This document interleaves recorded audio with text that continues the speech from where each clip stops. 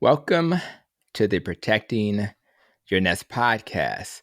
If you are not new to this podcast, you've likely heard many examples of what's possible when you're ready for change. Change how we think, how we respond to our life challenges, and of course, how we fuel our bodies.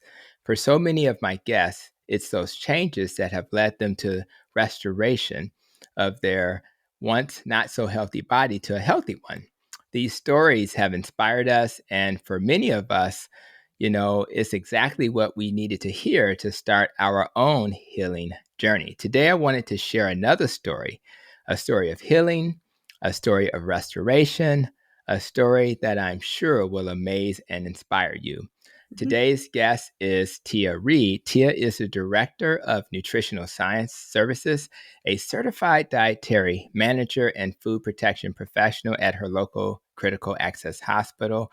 She is also, and I love this, low carb, high fat, and keto nutrition certified as a coach. And she's very passionate about helping to coach you and to assist you as you attempt to use therapeutic carb restriction to achieve your health-related goals. She is also sugar certified, and that's all caps, and she'll tell us what that means, and licensed through Biden Johnson Addiction. She has over 35 years of experience in the service-based environment, including customer service and sales, and she has owned a restaurant and a hotel, which is really cool. Her goal is to encourage, guide, and help clients sustain metabolic health by eating real whole foods while helping them with long-lasting behavior change for sustainable weight management. And with that, Tia, with a big smile on my face, I welcome you to the Protecting Your Nest podcast. Hi, Tony. I'm just so excited and honored to be here. And I want to start off with just thanking you for all you do, your message of hope and love that you give others and share with your audience that you shared with me and my whole family. And you are an extraordinary human, and the world is a much better place because you're in it. And I just want to give a plug to your wife too, because I know I told you just that 100th episode you had with her was really awesome. And I tell her, thank you for sharing you with Yes. all of us. Yes, I was so pleased. Your words warmed my heart, and she was the motivation to start me along this healthy living, informational journey. And yeah, we're partners, and I think anybody who's in a relationship understands a partnership, and she supports me in every single way. So I appreciate. In fact, she literally worries about, okay, is everything okay for your recording? Is she's That's like making sure I'm awesome. okay. Yeah. So she's a great partner, and I love that. So, and I guess, let's talk about that question. You have a family as well. So I would love for my audience to learn a little bit more about your family because I think that we need a team to achieve our health related goals. So tell us a little bit about where you're located, probably not too far from me. And I know we're in a similar place in terms of our state, and maybe a little bit about your family dynamics. Great. And Illinois is so long. We're probably like 6 hours from each other because I'm like in Southern Illinois. I'm way down there. That's But right. and I always tell everybody, and I think it's funny that we don't even have a stoplight here. I'm in such a small little town. You know, our biggest shopping is Walmart. Yeah. So if you want to go to the Yeah. mall, you have to drive like an hour and a half or something to get there. So you might get stuck behind a tractor too. You never know. Um, I live on a farm. We have 60 chickens. We eat a lot of eggs. Whoa. And I love it. But we live in a very small little community. My husband and I had a family smorgasbord restaurant that seated about 300 people for Wow. 36 years. And him and his family built a Best Western. And we have lots of great friends that we've met along the way and met a lot of amazing people. I really wish I would have known more about this when we had those places of business because I really could have impacted some people's lives that way. But I was kind of sick during that time too. So, Right. but our family restaurant we were really proud of. And people came from all over the place to come here. We had family dinners were a big deal. So we had lots of homemade goodies, lots of food, pies. We're famous for our fried chicken and bread pudding, so those types of foods were like a staple in our That's household. right. And, I had no idea that the way it was eating really was making me sick and insulin resistant. But, you got to educate yourself. So food was really a big deal. And my my grandpa and my dad were both like really big into politics. So I was Mm, also in the spotlight growing up a lot. mm, So I did have a little bit of rebellious times. We okay. did go to church. We went to church every Sunday. We even on vacation. My grandpa was even in the House of Representatives. So it Wow. was a big deal. Um, I guess you would say my family dynamics were authoritative because I had to Mm-hmm. follow rules, lots of rules. Um, Yeah. but I did have emotional support, lots of it, loads of it. My parents got divorced when I was really small, which was sad, but my dad was amazing. And my mom didn't want to have much to do with it. So, you Mm, know, that kind of stuff kind of hurt me mm-hmm. um, as a child. But we all stuck together as a family, and my dad got remarried, and I have a wonderful brother and sister. They're to me, they're my biological brother and sister. I love them just the same. And my stepmom is amazing. So, somebody up there, I always tell everybody, must have been looking after me, because I could have went one totally different Mm-hmm. direction. Mm-hmm. I love it. It's so important to have that support and how we define family, right? So Right. it whoever's there to support you through your journey. So that's my family, right? So I think Yeah. that's really important that people be comfortable with that, and all families are to a certain extent or not. There's issues. There's going to be some changes. So and Yeah. because being living with each other and figuring that stuff out, we don't have like a great handbook for that. So a lot of times we don't figure it out, and when we're struggling or when we're dealing with things, there's nobody there to kind of walk us through that. I think everybody needs a relationship coach, a coach for their what they do at work, a coach to how to take care of your kids, but we don't get it. Most people don't have that No. luxury, so we miss out. So I'm just happy that your family was there, and I'm sure when you started your journey, right? You Yeah. can't do this stuff alone. So as it relates to that journey, when you started, before we get into how you were impacted by, not being metabolically healthy, how critical was your family in your success? What type of support did they provide? Were there any barriers that were kind of related to that relationship with your family? Well, that's a good question. I'm really glad you asked it, because if you don't have your family support, it'd be way more difficult. But I sat down, like, my doctor was Dr. Cywes, and we had a meeting with him and to see if this is something that I could do. And the first thing he said to me was, "Can you get rid of your love affair with carbohydrates?" And I'm like, "What are you talking about? I can't give up those." Right. But he made me look at it as an addiction. And Hmm. I had never thought of it that way, same as alcohol is to an alcoholic, or drugs to a drug addict. I had an addiction. Hmm. And I sat down with my family. We had a family meeting, and we said, "Listen, I'm sick. I'm sick, and I'm really sick, and I need your help." And my kids were like they like hugged me. They were like, "Let's do this. What do we need to do to help you, mom?" How many kids do you I have? have 3. They're And adults now, but okay. they were concerned about me too, because I had gotten so big. I was bloated. I didn't want to do anything. You didn't want to go to family events, didn't want to be any pictures. I was come home from work and I just wanted to go straight to bed. They were concerned that I wasn't going to be there for their weddings and for Mm, grandchildren. So they said, "What can we do?" And I said, "Well, you need to, if you want a snack and you want that kind of carby food, you're going to have to hide it, because I will lie, sneak, and hide it mm, to get it." As a matter of right, fact, I did right. once. I took my daughter is a wonderful baker. She actually worked for Nathaniel Reed's Bakery in St. Louis, one of the top pastry chefs in the country, and she had these really good chocolate chips. And I Hmm. took some out. I thought when she wasn't looking, I just took some out and put them in a bag. I thought I'll eat them later when nobody's looking. Put them in my underwear drawer, and she's like, "Mom, that bag's open." And I'm like, "Yeah." She's like, "Where they at?" So she went and found my stash. I was Hmm. busted, Yep. but Yep. they knew then that there was something wrong, and I needed help, and I needed that stuff out of my sight. And that was the best way, just to sit down and come clean.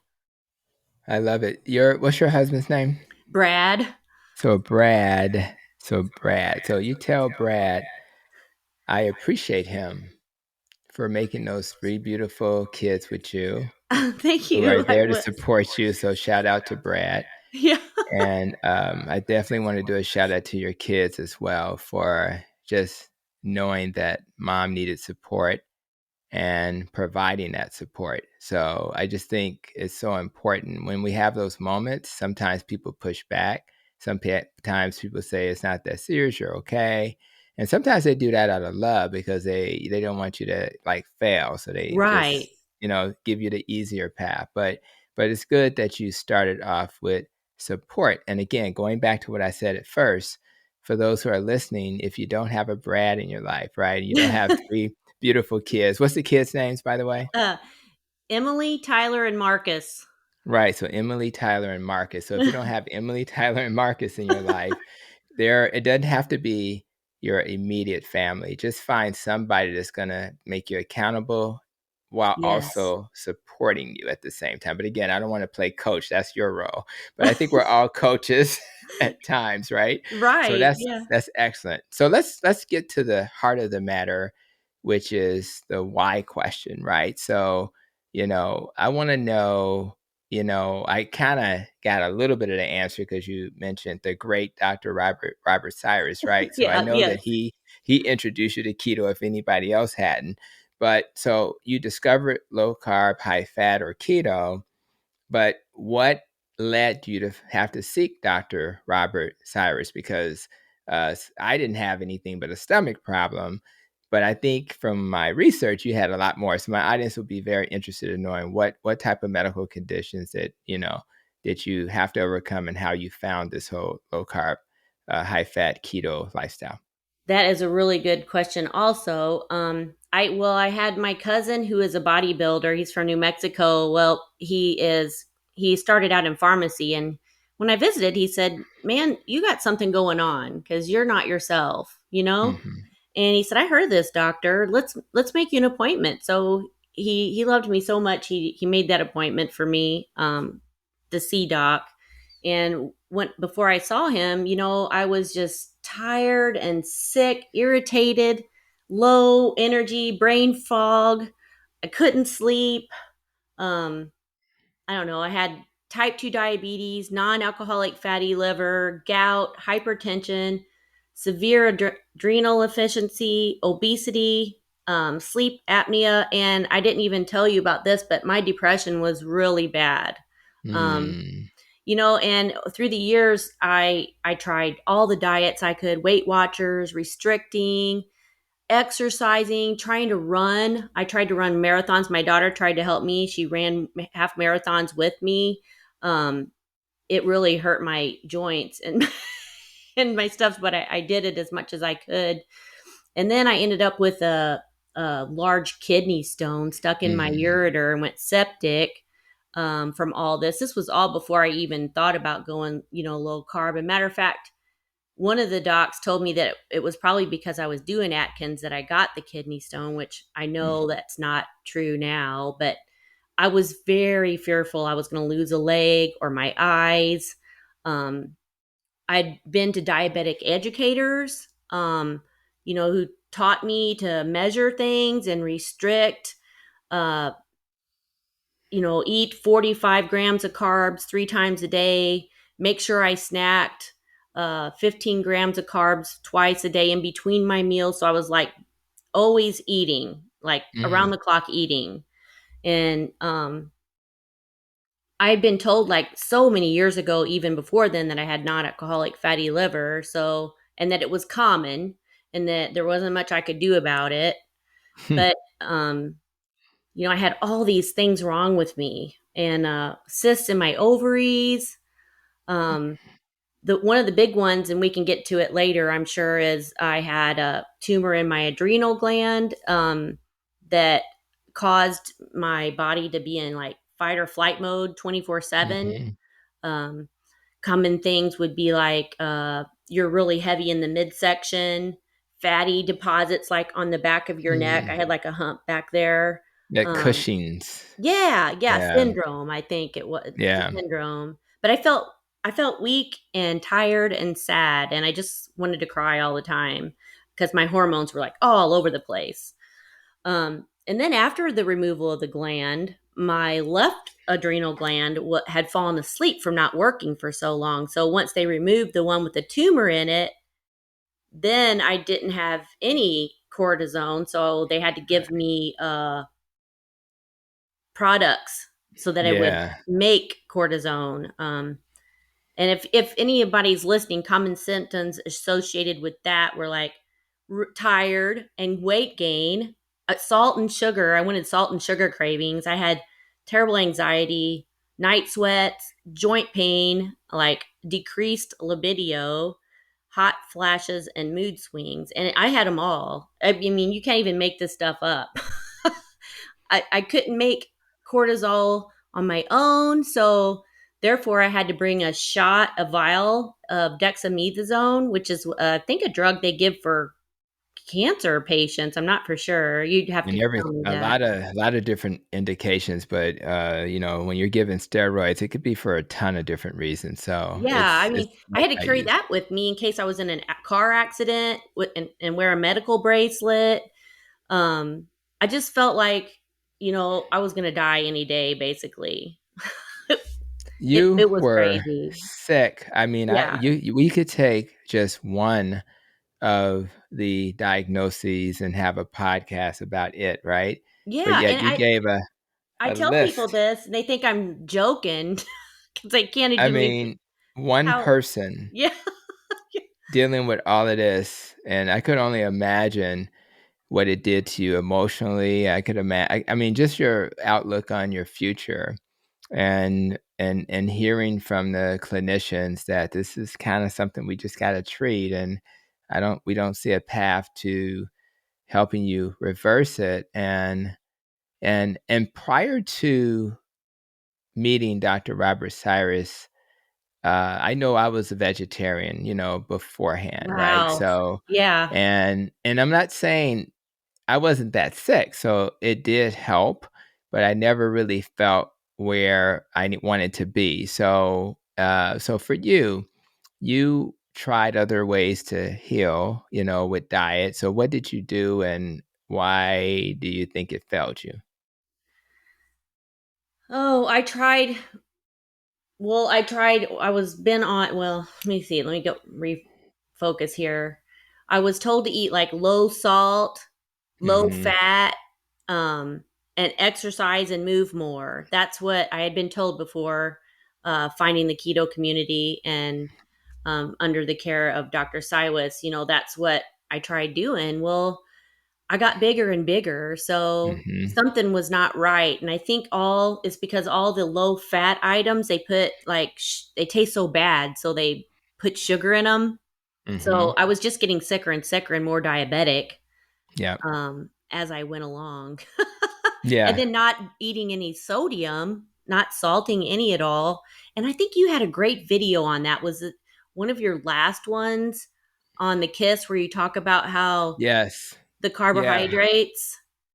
Yeah, Um, yeah, we did talk about, well, one of the video, the KISS video, low yeah, carb starts with a kiss, right? yeah. And in that video, we just tried to, keep it safe and simple, but the goal was to help people understand that there are some things that will happen in your body that will, that you need to be aware of, rather it's your gout or whatever, right? But Right. the key is once you understand these things, you can then make the necessary adjustments. I made a video that I did a podcast that talked about what's the best diet for diabetes and hypertension. It was actually a podcast, and I just did it by myself. And in that video, it talked about how although sodium is important, sodium and cholesterol are things that are essential. You need those things to live. I mean, that's why the goats are like climbing Yeah. the The mountains salt. Yeah. Yeah. Yeah. and licking. I'm like, who does that, right? But they Yeah. recognize that I'm gonna climb this mountain and risk my life because I need salt, right? So the idea that we need salt is critical to understand, and just as importantly, when you think about what is a bigger cause of high blood pressure as an example, and it really starts with diet that then leads to assuming that it's too much starch or sugar, refined grains, then you end up in a hyperinsulinemic state.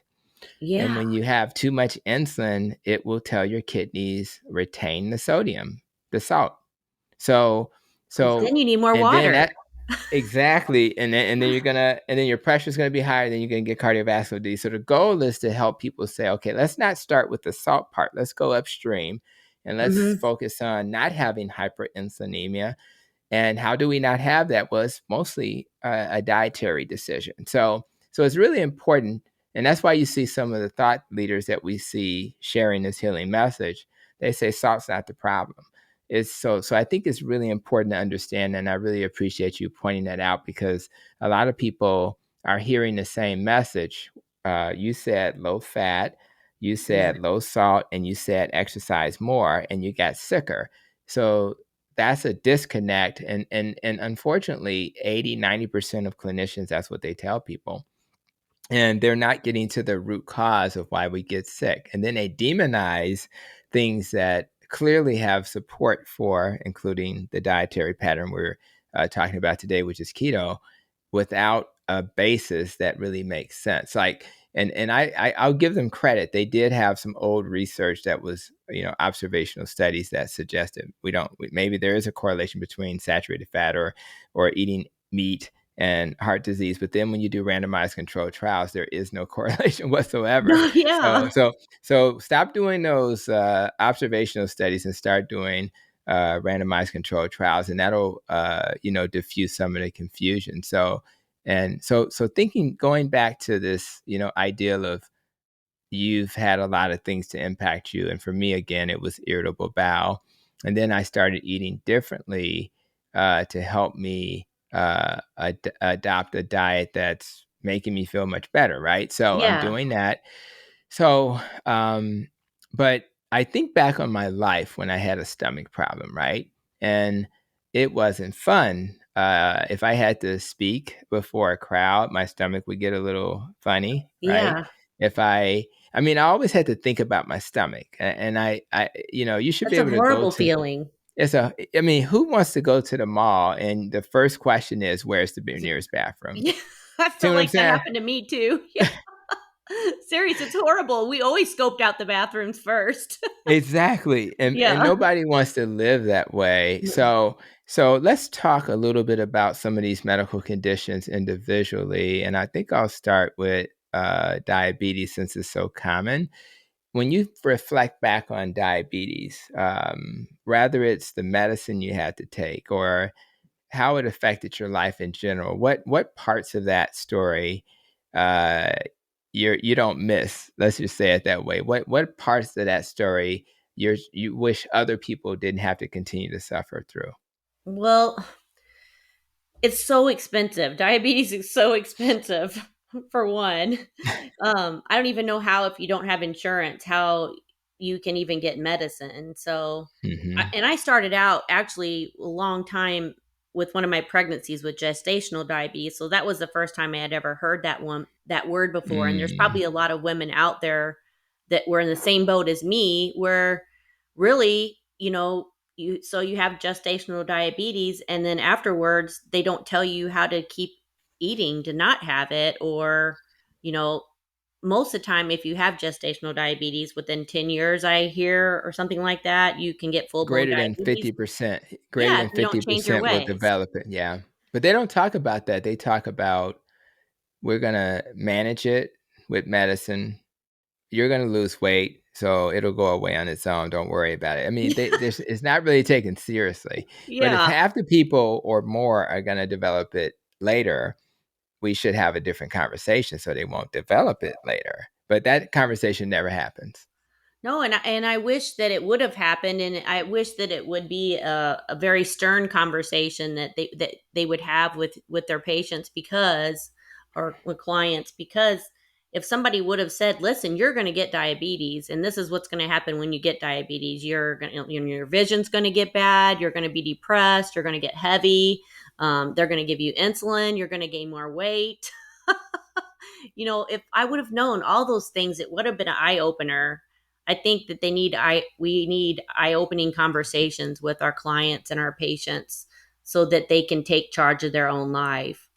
That's You fair. know, What about you were on insulin as well. How much insulin were you taking, and were you just using okay, so how did that work? it got to be to the point where my numbers were so high, and 2,000 milligrams of metformin a day wasn't cutting it, even with Januvia. So Hmm. uh, went to a place, a very good place, and they are like, "Well, you need a insulin pump." So I did what they said. I put on the insulin pump, and then you're attached to that everywhere you go. You can't swim, but for a little bit at a time. Take a shower, you have to disconnect. To be with your husband, you have to disconnect. And you have a chance of those sites coming off, and they're expensive to get more of the products. But I was on Mm. about anywhere from 160 to 180 units via insulin pump, and then 50 units of Lantus at night. So that was a lot. I mean, that's a lot. I mean, there's people that are on more, of course, but Well, you were taking medicine too that probably wasn't helpful. right, right. And Yeah, then the concept was I could eat anything I wanted, and just give myself a bolus. So of course that's what I did. I ate anything I wanted and gave myself a bolus of insulin. And then I just got bigger and bigger until I was at you a max can. of 250, and I'm 5'5", and just felt This is horrible. this is a paradigm moment, right? So think about it for everybody watching or listening. She said she was pretty much advised you can eat anything you want as long as you take your medicine, right? Hmm. How about we flip that to say if we eat the right food, you won't need to take the medicine. That would have been so powerful. Wouldn't that been Yeah, and better? I was encouraged to eat fruit and all, so of course I'm a diabetic. I want sugar, and that's nature's sugar. So I started my mornings out with a big bowl of fruit and oatmeal and toast, and thinking that that was the best It brain food sounds of the healthy. day. Right. It just sounds right. Yeah. But oatmeal, 28 carbs for sure, with nothing with it. We know the Yeah. bananas are 28 carbs. I mean, come on. So, but the average clinician doesn't think about that. And when you go to the hospital and you get your diabetic plate, you'll see stuff like that on your diabetic plate. And you probably get a bagel with it. So it's Yeah, just, you you know, can. You can get a half of one at least.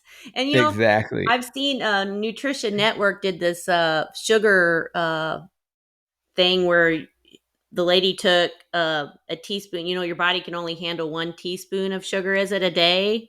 Yep. And she got a great big bag of sugar and got a teaspoon, and she'd put the food down, and then she'd pour the teaspoon in. Like if a banana's worth 7 teaspoons in your bloodstream, she'd put that in, and by the end of the day there was like a whole big jar of sugar. Can you imagine just eating that sugar? Because that's what I was doing. You were. Didn't know. And you're right. Like if we took the average person right now, they would only have approximately a teaspoon of sugar in their blood right now.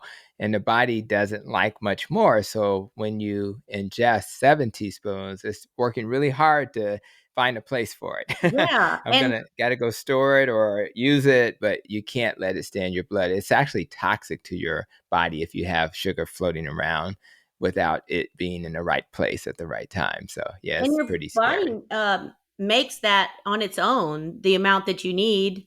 So you don't even need to eat it.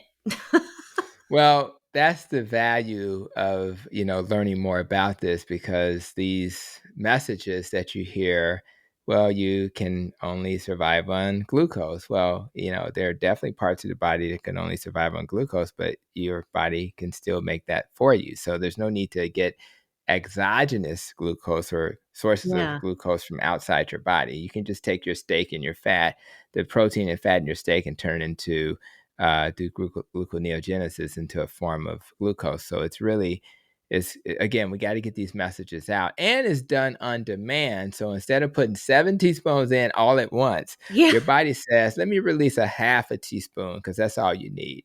And that's Yeah. that's a better, that makes more sense. That's a more efficient model. So it And sounds like the cost. Well, go ahead. I think, it's so hard not to follow the standard American diet. And I know docs aren't educated on much on nutrition in medical school, but education or, learning is knowledge is power. And if you have these conditions, educating yourself to know what to do is really important because then you have awareness. And learning, of course, involves change. Change is unpredictable and it's scary for your mind. It was scary for my mind too to think about Yeah. eating a different way. And and very good point. It's scary to think about eating a certain way. But Yeah. what's scarier is the life experience for those who are listening right now. What's scary is that we're just talking about diabetes. We've talked about can't swim, can't Yeah. be with your husband like you want to. You're attached to a freaking gadget Yeah. and you have to detach yourself. Oh, So it's scarier. So we can't, that's why I wanted to have this conversation because to me, that's scary. And we don't ever want to forget how scary it is to be sick as opposed to changing your right. diet. And another thing, and I forgot to bring this up, is if we would travel at all.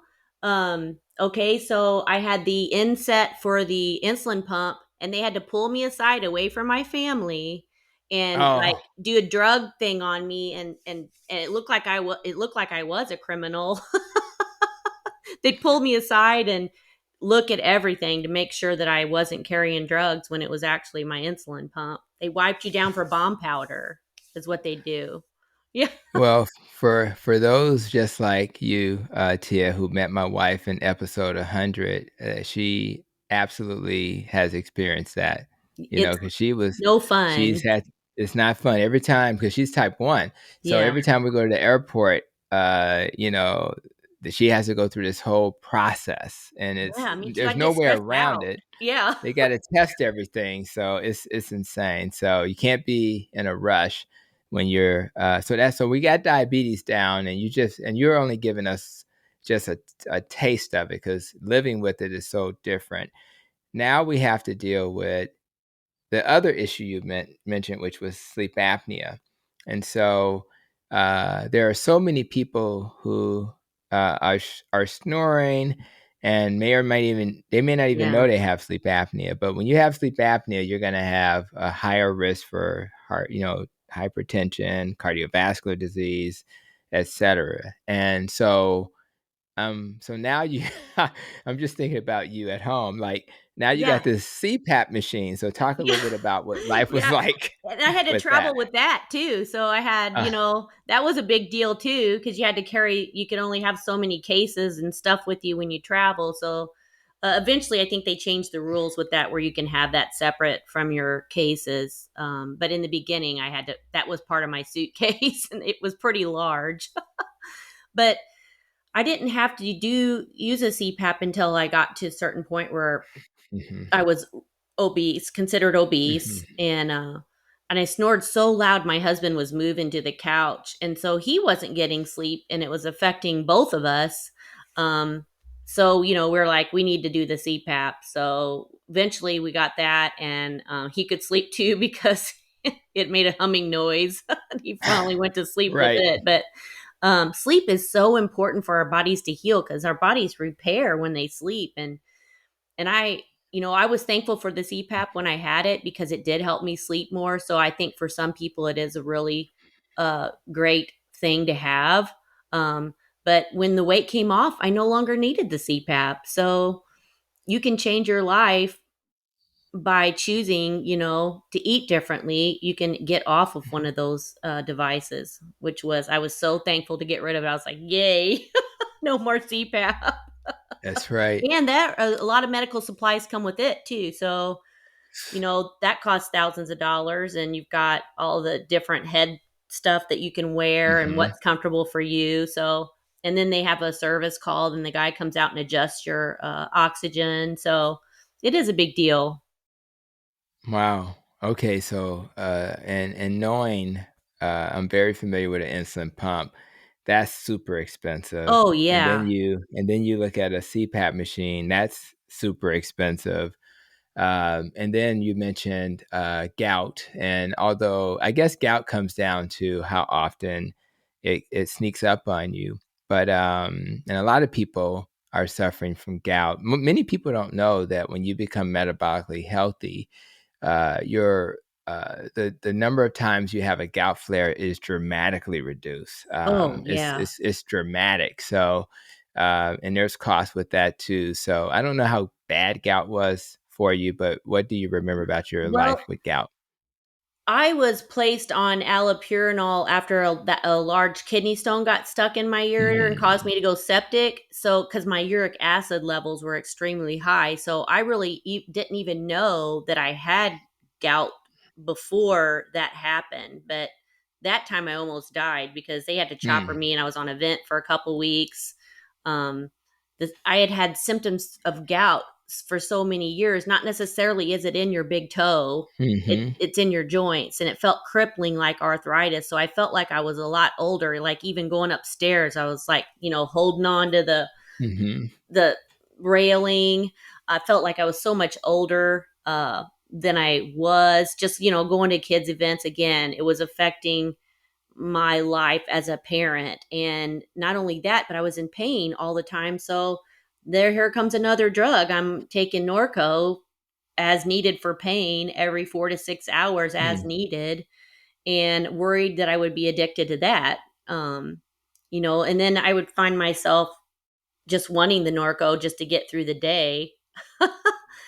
And gout will affect you at night when you're sleeping. Like I think there's some kind of inflammatory response when you're sleeping. So I'd wake up and my feet and my legs, they felt real tight. Like I don't know.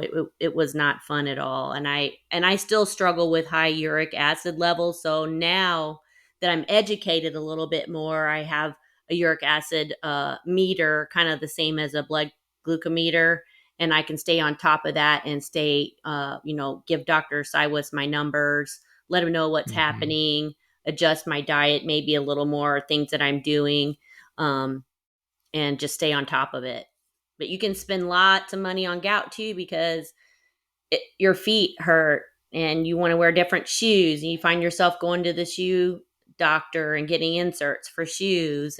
But allopurinol kept my numbers down for a really long time. So mm-hmm, I tell anyone that's suffering from gout, don't just stop taking allopurinol, because you should stay on it, because gout and high insulin together is a deadly combo, mm-hmm. especially if you got high insulin. Yeah. Your kidneys, high insulin causes your kidneys to hold on more uric acid than even normal. Mm-hmm, So, mm-hmm. That's but right. gout is bad, and it's very painful. And I'm sorry for anyone that has it out there. Yeah, I agree. I I And tried a cherry juice. I tried apple cider vinegar for that. There's supplements, but allopurinol really does keep it at bay. yeah, I just think, again, when you're healing, and I'm sure Dr. Cyrus helped you with this. It's a journey, Yeah. and so when you're healing, you have to let the body heal, and then you gradually remove the medicine. What I like about the lifestyle versus the medicine is that once you need the medicine again as bridge therapy to kind of keep things in check so that you can have time. Yeah. And it's like an insurance policy. But then once you heal metabolically, eventually the need for the medicines will fade away. So I just think it's important that people just be comfortable with the journey. Yeah. And in some cases, things get, we've had guests that reverse diabetes in like 30 days or 45 days, That's So amazing. certain things are quicker than others. And I think so going back to that video, low carb starts with a kiss, right? So the keep it safe and simple. So the safe part was also touching on, uric acid. So yes, there are not many, but some people get uric acid kidney stones, right? Hmm. And of course, we think of gout as maybe too much uric acid, and it ends up in our joints and it causes inflammation. So and there is a little competition between the ketones as you're adopting this diet and uric acid. So I generally will have patients who are at high risk for a gout attack or have a documented uric acid kidney stone to do a combination of easing into keto or low carb. And as you have suggested, I keep, stay on that medicine for sure. That's the You know, best advice, I think. yes, you got Smart. to do it. Got to do it. Yeah. And what I also found is if they're disciplined to not go in and out of ketosis, those people can then eventually do okay. So it's Consistency is important. Yeah. key. You Yeah. got to be consistent. Now, if you're not that sick, or if your only issue with diabetes and you want to have a weekend when you cheat, that's one thing. If you have epilepsy and you're trying to you stay in the ketotic range, you need to not Yeah. cheat. Yeah. So it's all about what we're treating, right? Yeah. So people with certain medical conditions have to be more cautious than others. And of course, if you're so again, that's a good video to check out just to remind us where we should focus and things we may need to worry about. Another thing that you mentioned, which I assume didn't manifest a lot physically, is this non-alcoholic fatty liver disease. Even in my career, it seems that when I first started as a doctor, it was more about alcoholic fatty liver. And then at some Yeah. point, you know what I mean? At Yeah. some I'd point never heard of it between, other than alcohol till I had right, it. I right. didn't know And food could do now, it. right. Yeah. And what's crazy is now I think the food has slipped into number one position. So most people with fatty liver have it because of their diet, not because they've been drinking too much alcohol. So when it comes to your experience with that, other than kind of being told that diagnosis, was there anything else about that impacted how you live in any way? Um, no, except for, I'd always thought that it had something to do with alcohol, like you said, but now I know it's by chronic consumption of overeating of carbohydrates. Hmm. Um, it was one of the first, and it's also, if they would have told me that I had non-alcoholic fatty liver and that it was one of the first indicators of diabetes and hypertension, I would have been like, oh, what are you talking about? But Hmm. it was just like, oh, you have non-alcoholic fatty liver. It's okay. Just go about doing what you're doing. Uh, but no one said, hey, this is an indicator that more stuff is coming. Yeah, Yeah, isn't that crazy? yeah. It's like, I I mean, mean, I think mine was able to be healed within like 6 month time, but I had it for a while. Some people can like reverse it in 30 days on low carb, high mm, fat keto nutrition. Um, and some people think that you get fatty liver from eating fat. hmm. Uh, but it's Yeah, a clear lot that of people think that. it's got to be from chronic consumption of carbohydrates. Yeah. Well, if you have a fatty liver, you know, fat's going to cause inflammation. So the first thing people should think about is I may have inflammation in my liver, which doesn't Hmm. sound like a good thing, right? And Right. then right. And then that inflammation, which is logical, can lead to uh like a hepatitis. Like they call it Oh, NASH, right? So yes. there's this non-alcoholic hepatitis. They call it NASH. So that's a problem. And a certain percentage of people will get that, maybe 1 out of 3. And then of course, all that inflammation can scar your liver over time, Mhm. right? Just like too much uric acid in your joints can lead to arthritis from inflammation. Well, same thing in your liver. All that inflammation can lead to scarring, and that scarring can then turn into what we're familiar with is cirrhosis. And I always remember patients who come with these large bellies, right? Mhm. And again, back in the day, there was only the alcoholics, right? And then um, but their liver would be so big, you can kind of, when the doctor's like tapping, right? Yeah. They're trying to get a feel for, and if they keep tapping, it stays dull until it's very low. That means your liver is huge. It should be hollow, which means the liver has stopped going down. Well, you could even need So a liver transplant. I mean, all of that, you can need that. And of course, inflammation can mhm, lead to liver cancer. So man. there should be no clinician who sees a fatty liver and says, that's not a big deal. It's a big deal. It may take a long time depending on the nature of that particular patient's case, but it can definitely cause harm. So we want to, there's a root cause for everything. And all we're trying to do is to create awareness so that if you're hearing this and you're like, I did get diagnosed with that, so maybe I should figure out what to do. We're suggesting nutritional therapy, and Absolutely. yeah, and that'll solve the problem, because once you start burning fat as fuel, which is what happens on a keto diet, well, guess what? Your body's very smart, right? Yeah. Your body's going to say, you know what? I've been sitting here with all this But fat in my liver, I'm ready to use so it. let's use it. And then Yeah. all of a sudden, and then once it uses that fat, then it'll go to the subcutaneous fat. And then, you can start shaping Well, your body. But it's going to go to the organs first. So that's really kind of cool I that your just couldn't body believe is how smart. it healed so fast. I mean, and I didn't believe it. So I'm like, I went blood tests and I want a scan. So Hmm. we did a scan and they're like, nope, no fatty liver. I was like, woohoo. I know. You're like jumping out of Yeah. your seat. Tell everyone. Wow. Yeah. Any thoughts, real quick? I know we talked about diabetes, but in terms of being a gestational diabetic, how far did that go in turn? Did you have to take insulin, or did No, you I just did do it not. with diet? As a matter of fact, it was kind of late in my pregnancy, Cool. uh, where they finally figured it out because my baby was so large. My second Mm, pregnancy, my baby was 11.1 pounds, and they didn't find it till it was late. So, here I was eating whatever I wanted and not cutting back on anything. But when we did find out, I did go to a diabetic educator, and of course, she, wanted me to measure my food.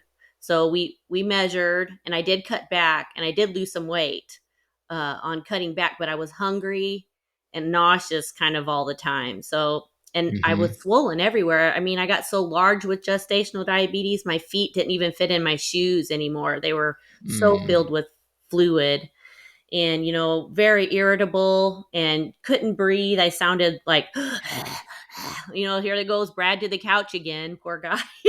But I was told to eat plenty of fruit and veggies, and I had gestational diabetes, so here I was eating all this fruit, which was probably jacking my numbers up really high, and I didn't know it that's because at the right. time I wasn't wearing a CGM and I didn't have a glucometer. So That's right. I had just assumed that I had gestational diabetes, and when I was done with the pregnancy, it would be over with. But it Mm-hmm, made the birthing experience very difficult because they thought they were going to have to break his collarbone to get him out. They tried forceps first, so he hit like poked him in the eye. I felt so bad for him when he came out, but and they did an episiotomy, but I ripped anyway, and that was horrible. So, and after the birth, I wasn't instructed to eat differently or given any advice. So be careful. Gestational diabetes, you need to, if you're out there and you are diagnosed with that, you need to take it really serious and get some proper nutrition. Yeah, it's so important, and that's why where I align with my allopathic conventional docs is that you do want to, as as possible, control that number so that, because the baby is gonna, all that extra insulin being produced, when you're not able to manage your blood sugar, the baby is uh, going to grow more than Yeah, maybe it normally would. So when I was, I've been involved in 700 deliveries as a family doctor before. I'm that's more of an adult. amazing.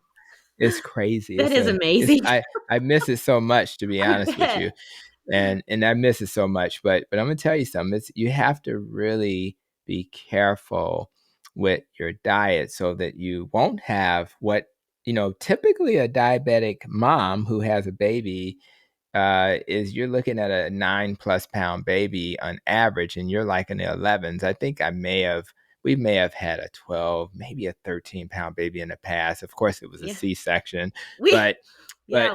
And that was so it's another a thing. They didn't tell me last call on the epidural, so it was all natural. and I and I thought, uh, I could have had two babies We- for the price of one.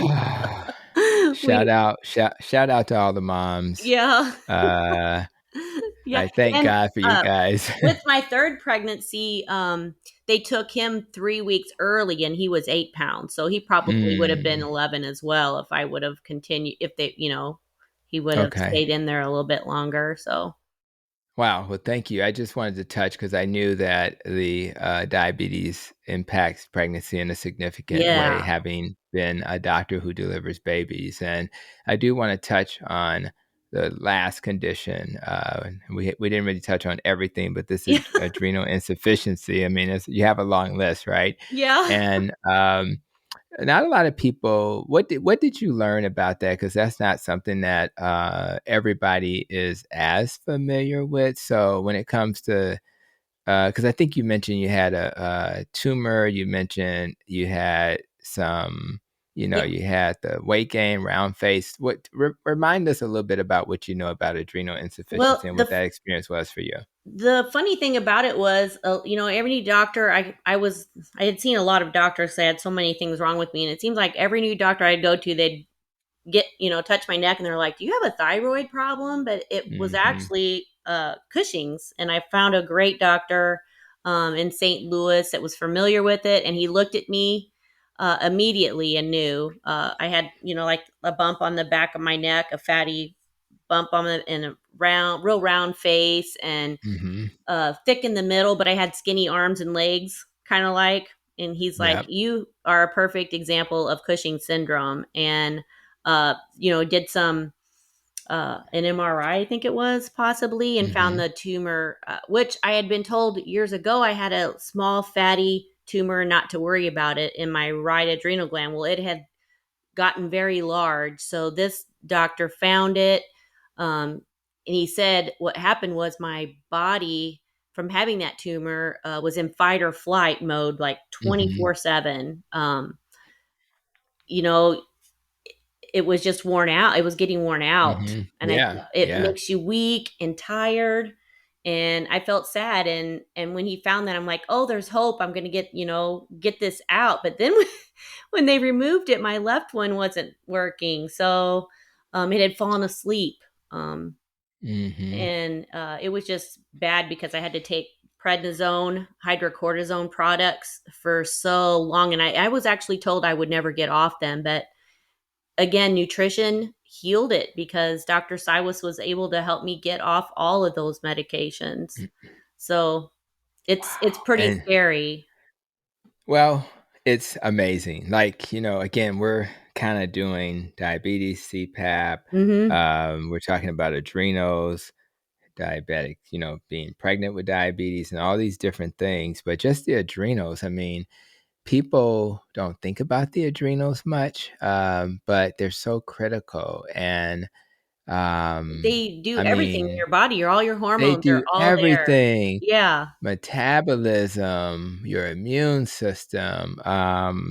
They deal with your blood pressure control. How you deal, of course, stress, right? So I Right. mean, Yeah. they have so many functions, I wonder And if I would have gotten man, that taken care of way before then, that if I may not have had so many things happen, but you know, I don't know. I can't go back in time and yeah, I think figure your it life would out. have been a lot easier because it has, I mean, like you said, the hormones, the cortisols, the epinephrine, norepinephrine, all that Yeah. stuff. So yeah, you can't function in a world with your adrenals not functioning properly. I was So so depressed too. So, you know, they had me on Cymbalta and mhm. Wellbutrin, and those were Cymbalta was really hard to get off of. Really hard. Yeah, I can see that. Yeah. Wow, that's amazing.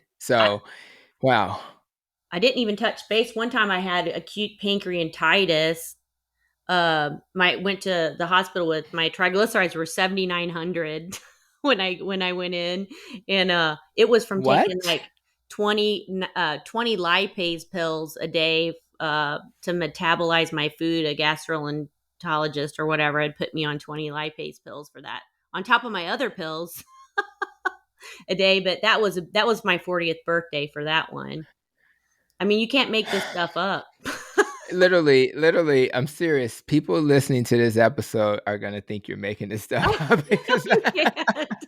You can't. I mean, it's just crazy. I'm just so happy I'm here. Yeah. wow. So of course, you have different labs they had to measure, Oh, we, yeah. you know, so what labs when you before you kind of started your journey, which things besides the adrenal stuff, what other labs were off, like in your cholesterol panel and your, you I know, wish where were things? really wish I would have kept all that information. I wonder if I could go back somehow to the hospitals and I what know. their old files to get all those. But that was the biggest at the 7,900 when I was placed on the TPN bag for a couple weeks. Um, I know Your that when I how about the triglycerides? How were they? They were about, when I started with Doc Cywes, I think they were around 500, but now they're Okay. 69. So without any medication. 69. And the 500 was That's on lots of medications. And now it's 69, my last reading, my last blood work. what My what about your A1C was let's see, about yeah. 11, I think. Ooh. And now it is a 5.2 today Mm, mm, without any mm. medications. And my C peptide, I wish I would have known. I don't remember how high it was. I know what it is today. It's 1.53, I think, Okay. today. Okay, cool. It was pretty high. I don't remember if it was a 4 or what it was for the C Okay, peptide. And then my insulin QST on my current blood work is 3.4. I wish I would have known it cool. was before. Well, it's nice to see those improvements, though. I mean, those numbers were really high, and I think I just wanted to hear those numbers because those are the things we measure to get a feel for if we're doing well. When I take people off medicine, for example, I want their, you And know, A1C to be at a certain level. I think my cholesterol is kind of high right now, but that's a big controversy in the low Oh, carb please. space. Yeah, well, and hear it from my mouth. Not much of a controversy. Yeah, I Look, think we have to always be aware of, you know, we're still learning, right? right, So, you right. know, but I'll never look at a total cholesterol and care. I'll Yeah. always look at the LDL and be curious. I want to get the small and large particles, but I do like the triglycerides to HDL ratios. I like the apolipoprotein Bs, and I guess we have enough uh, things that we measure Yeah. that make us comfortable. One of the videos I did with Dr. Brett Scher talks about a nice graph that looked at the impact of a keto diet on these metabolic measures. Yeah. And that's a good I'm gonna video watch that one. to I touch think I on. might have Yeah. missed it. Yeah, just search my name and Dr. Brett Scher, He's and I amazing think that too. video, yeah, he's just amazing, and Yeah. plus, but he's evidence based, like he's all about science. Hmm. And he's with the Diet Doctor for those who don't know, but yeah, so I just wanted to get a sense of that, and another question that comes up is this idea of carb addiction, right? Yeah. So some people don't believe there's a such thing, or we can call it processed food addiction. um, I'm not sure, you know, why people don't believe this is a real thing. But it sounds like you've had a little bit of an issue with carb addiction as well, right? Oh yeah, big So, one. And talk, you know, I am very passionate about carb addiction now. So um, it was very real for me. And now that I know it is a chronic and progressive, it's a disease. And most people think Hmm. it's milder form of addiction, but it's not because you have to eat or you'll die. So you're going to be challenged by it several times a day.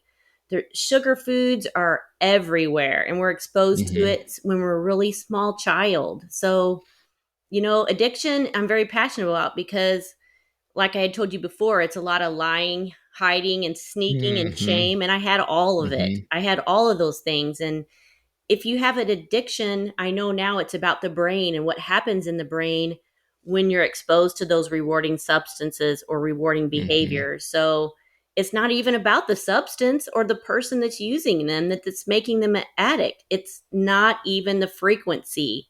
It's not your fault. And I feel so much better now that I know it's not my fault.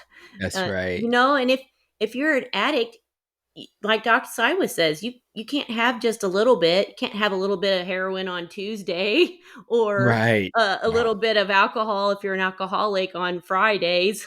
Abstinence is the key. So addiction is biological, psychological, social, and spiritual in its manifestation, and it's for life. So since it's for life, you need ongoing support for life, right? So when you find out it's a brain illness and it's not your fault and there's something not wrong with you, you can get treatment. You can get a treatment plan. And Yeah. the certifications that I've been following right now with Bitten Johnson is, it's called a sugar evaluation. Sugar meaning sugar use general assessment recording. It's a series of sugar doesn't mean sugar, it's flour, processed foods, Hmm. pasta, whatever is your sugar, whatever triggers you. um, and this evaluation will help you see if you're addicted or if you're just a harmful user, because there's different forms of treatment, so your diagnosis Hmm. is very important. So if you're addicted, abstinence is key, like I said, before. But if you're a harmful user, like an emotional eating, stress eating, or party eating, you might just need a moderation. Moderation might be the thing for you, but addiction, you would really need uh, abstinence. And I'm learning now about detox education with supplements and electrolytes and sleeping, more of a holistic view, breathing Hmm. techniques to calm your brain, getting out in the sunshine and physical activity. Addiction, I'm so passionate about this. Can you tell? It's one I love disease it. and many outlets, many outlets, one disease, many outlets. And there's so many great screening tools out there. One's called the Uncope that Bitten taught me all about. It's Okay. for sugar and Unquote. flour. Series of Okay. questions like, have you ever found yourself preoccupied with wanting sweets or found yourself thinking about sweets? Have you ever used foods to relieve emotional discomfort, such as fatigue or irritation or sadness? I mean, there's many questions in there, but then there's the DSM-5 tool, where there's three symptoms that indicate Hmm. a mild substance use disorder, or 4 or 5 that indicate a moderate, and 6 is a severe, which I had 6 when I took it for myself. But you know, uh, addiction affects mood, finances, family, schoolwork, hobbies, your health, your energy level. It's a big deal. And food addiction is real. And processed foods, I could get talk for hours on it because That's right. you just need to eliminate those from your diet. They put substances in foods to make you addicted. Yeah. you know It's Nina Teicholz talks oh about my that all the gosh, time. she is Yeah. great. My Big Fat She's awesome. Surprise was one of my first books I read that got me on fire. Oh, good. Yeah. Yeah, we need her. We need her and the rest of the crew. So this is we're not gonna I can't stop the conversation. So I think if you have a little more time, what we're gonna do is we're gonna make a part two. So let's pause Okay. and and for those who are checking out this episode. And if you're enjoying it as much as I am, I think it's Me good to too. pause, and we're going to have a part 2 because there's more to say. And when I heard that passion in your voice, I said, you know what? We got more to talk about. So for those watching, listening, I hope you enjoyed this episode of the Protecting Your Nest podcast. You know, my wonderful guest, her story of recovery is amazing. Yeah. And I hope it provides hope for those who are hearing this episode. I have so much more I want to ask you, Tia. So we're gonna go to next week's episode and have a part 2. So until then, for those who are watching or listening, if you know anyone who is suffering from any of the medical conditions we've talked about so far, make sure to share this episode with them. And maybe that'll be the first step to helping to restore their hope. I appreciate you for sure for taking time to be here with us today. And until we have our next episode, continue to be safe, be well, and continue to protect your nest.